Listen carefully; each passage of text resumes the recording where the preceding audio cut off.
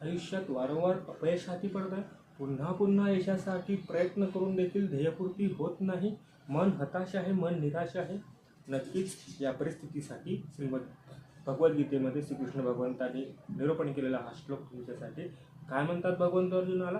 कुतस्त्वाकश्मलमिदं विषमे समुपस्थितम् अनार्यजुष्टमस्वर्गमकीर्तिकर्म अर्जुन क्लेब्यमास्मगमः पार्थ नैतत्त्वयुपपद्यते क्षुद्रं हृदय दौर्बल्यम त्यक्तोत्तिष्ठ परंतप. काय म्हणतात भगवंत? भगवंत म्हणतात की अरे अर्जुना, हातामध्ये धनुष्य आहे, हातामध्ये बाण आहे, आणि अशा वेळी तुला असा शोक निर्माण झाला, असा मोह निर्माण झाला की मला युद्ध करायचं नाही.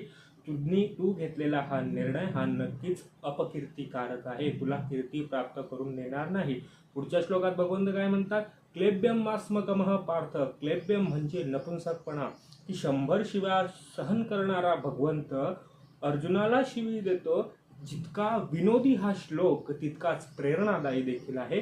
भगवंत म्हणतात क्लेब्यम मास्मगमः पार्थ, हा षंडपणा, हा नपुंसकपणा अर्जुना तू सोडून दे, कारण हा तुला यश प्राप्ती करून देणार नाही, हा तुझ्या धर्माचा विजय करणार नाही, हा तुझ्या पक्षाचा विजय करणार नाही, हा तुझं मन अधिकाधिक दुर्बल करत जाईल, हा तुझी परिस्थिती अधिकाधिक वाईट करत जाईल. म्हणून उठा, जागे व्हा, प्रयत्न करा, आणि तोपर्यंत थांबू नका जोपर्यंत यश प्राप्त होत नाही, ध्येयपूर्ती होत नाही.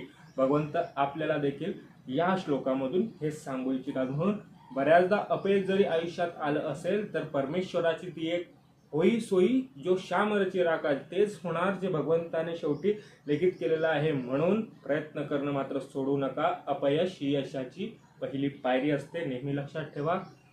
पुढच्या श्लोकामध्ये भेटूया. दंडक प्रणाम. जय श्री.